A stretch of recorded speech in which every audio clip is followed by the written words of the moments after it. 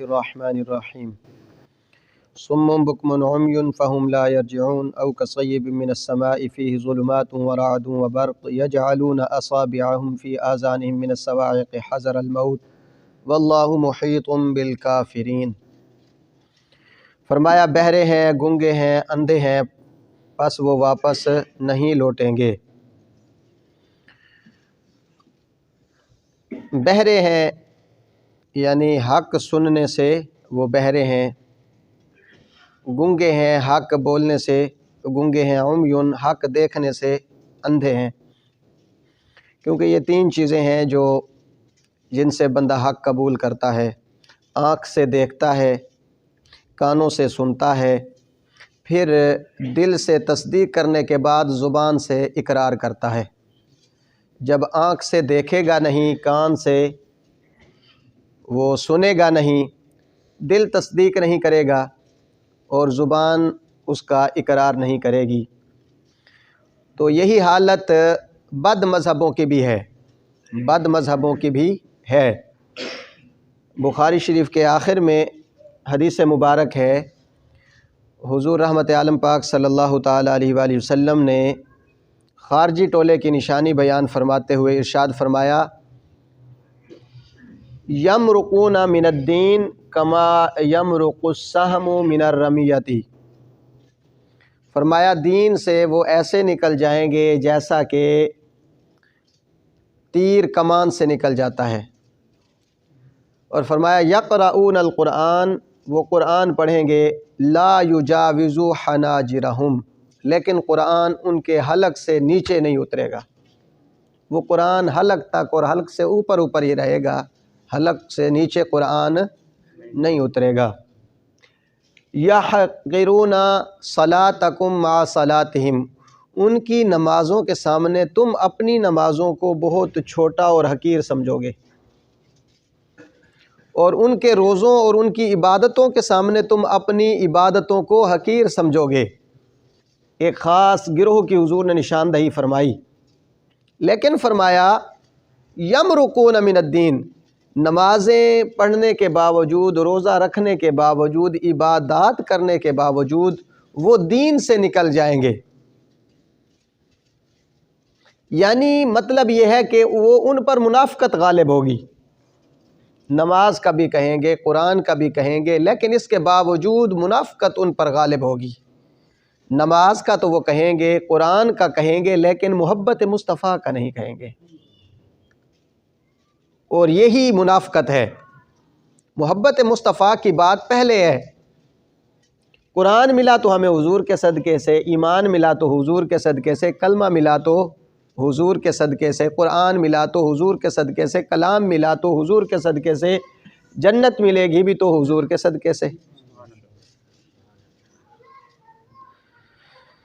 تو فرمایا صم بکم عمی فہم لا یرجعون۔ اس حدیث مبارک میں آخر میں لفظ ہیں، فرمایا جو لوگ اس خارجی فتنے میں چلے جائیں گے پھر وہ واپس نہیں آئیں گے۔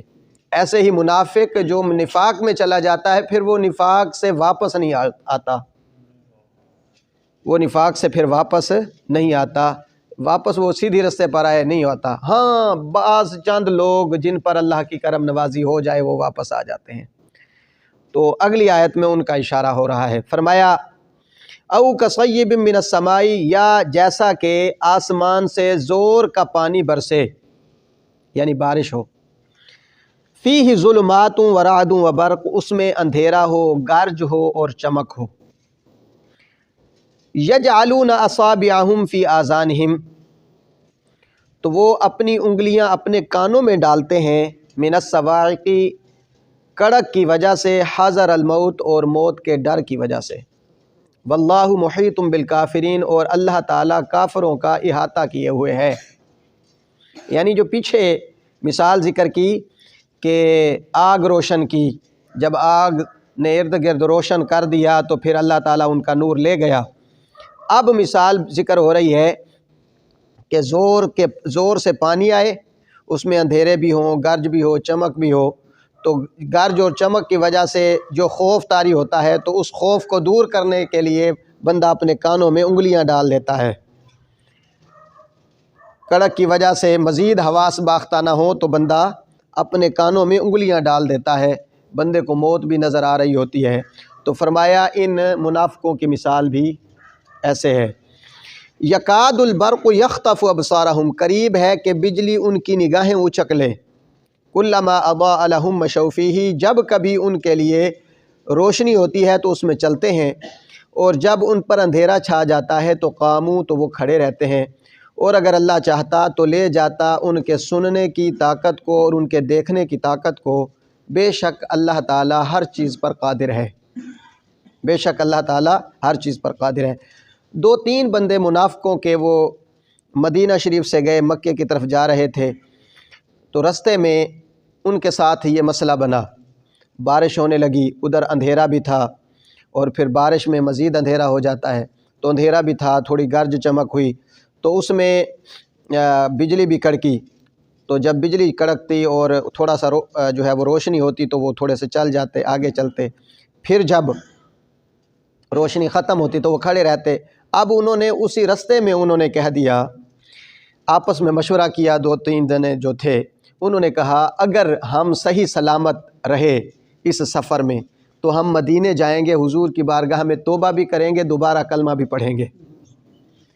تو وہ 3 بندے واپس آئے جب، تو حضور کی بارگاہ میں آ کر اللہ تعالیٰ نے ان کو سلامت رکھا، واپس آ کر انہوں نے جو ہے وہ اپنا سارا واقعہ بھی سنایا اور دوبارہ کلمہ بھی پڑھا کہ یا رسول اللہ ہم نفاق سے توبہ کرتے ہیں۔ تو اللہ تعالیٰ نے ان کے واقعے کو قرآن میں ذکر کر دیا، بطور مثال ذکر کر دیا، اور اس میں بھی بہت سارے ویسے صوفیہ اس میں بہت سارے نکات بیان کرتے ہیں، میں صرف ترجمے پر اکتفا کر رہا ہوں، آخری لفظ پر میں گفتگو کر رہا ہوں۔ اللہ نے فرمایا بے شک اللہ تعالیٰ ہر چیز پر قادر ہے، بے شک اللہ تعالیٰ ہر چیز پر قادر ہے۔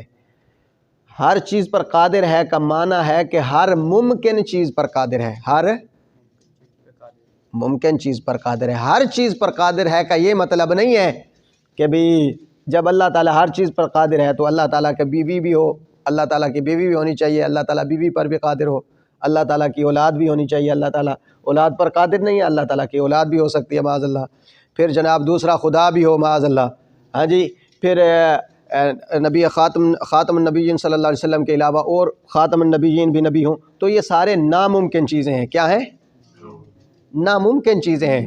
ممکن چیزیں کہنے کا مطلب یہ ہے کہ جو مطلب تحت قدرت باری تعالیٰ بھی ہوں۔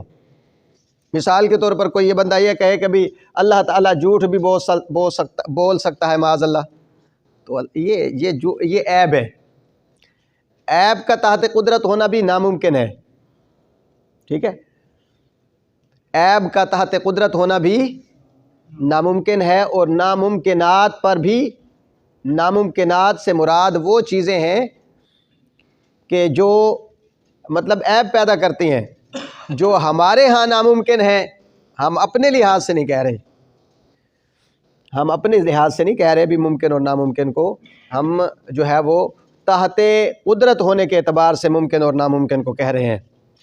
جیسا کہ کئی لوگ ایسے بھی ہیں جو آج بھی کہتے ہیں بھی اللہ تعالیٰ جھوٹ بول سکتا ہے معاذ اللہ، تو یہ قدرت باری تعالیٰ کے خلاف ہے۔ اللہ تعالیٰ ہر چیز پر قادر ہے، مطلب ہر ممکن پر قادر ہے۔ مثلا ہر ممکن کیا ہے؟ وہ ایک واقعہ ہے کہ شیطان نے ایک بابا جی کو کہا میں تمہیں نا آج ایک واقعہ دکھاتا ہوں۔ انہوں نے کہا مجھے واقعہ دکھائیں، تو وہ بابا جی کو صبح صبح لے کر چل پڑا، صبح صبح لے کر چل پڑا۔ تو بابا جی ایک مسجد میں نماز پڑھنے کے لیے جا رہے تھے، ساری رات عبادت کرتے تھے، سارا دن روزہ رکھتے تھے۔ تو شیطان نے کہا میں اس کو ابھی گمراہ کر کے دکھا دیتا ہوں تجھے۔ انہوں نے سوئی پکڑی، سوئی پکڑ کے کہا اس سوئی کا جو نکا ہے کیا اس میں اللہ تعالیٰ جہان پیدا کر سکتا ہے؟ تو اب جو بابا جی تھے ماشاءاللہ عبادت گزار بھی تھے، تو اب چونکہ انہوں نے مسائل تو پڑھے ہوئے نہیں تھے، تو اب انہوں نے کہا یار یہ چھوٹا سا نکا ہے تو کیا بات کرتا ہے، اس نکے میں بھی کوئی جہان پیدا ہو سکتا ہے، تو اپنی عقل کا علاج کر۔ تو شیطان نے کہا دیکھا میں نے اس کو 1 منٹ سے پہلے گمراہ کر دیا.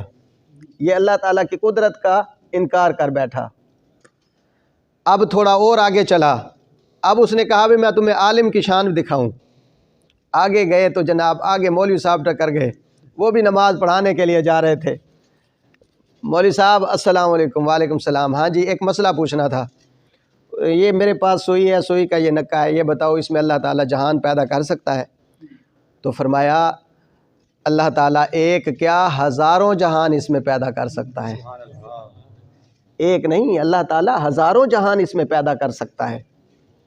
تو اس نے جب دوسری بات کرنے کی کوشش کی تو کہا مجھے لگتا ہے تو کوئی شیطان ہے, پرا دفعہ ہو, میں نے جا کے نماز پڑھانی ہے, مجھے جانے دے, پرا دفعہ ہو. تو اب اس نے شیطان نے کہا دیکھ لیا تو نے. ہاں جی, ایک ہے علم کی شان, اور یہ علم بھی اللہ کے فضل سے ہو پھر. ہاں تو پھر اللہ تعالیٰ ہر ممکن پر قادر ہے. ممکن کا معنی یہ ہے کہ ہر جائز چیز پر قادر ہے, ہر جائز چیز پر قادر ہے, ہر ناجائز چیز پر قادر نہیں ہے. تو اس ناجائز چیز میں کئی ساری چیزیں آتی ہیں, جس طرح کہ میں نے تھوڑی سی مثالیں پیش کی ہیں. تو اللہ تعالیٰ کی بارگاہ میں دعا ہے کہ اللہ تعالیٰ ہمیں گمراہی سے بچائے اور دین حق کی اتباع عطا فرمائے. آمین. بسم اللہ.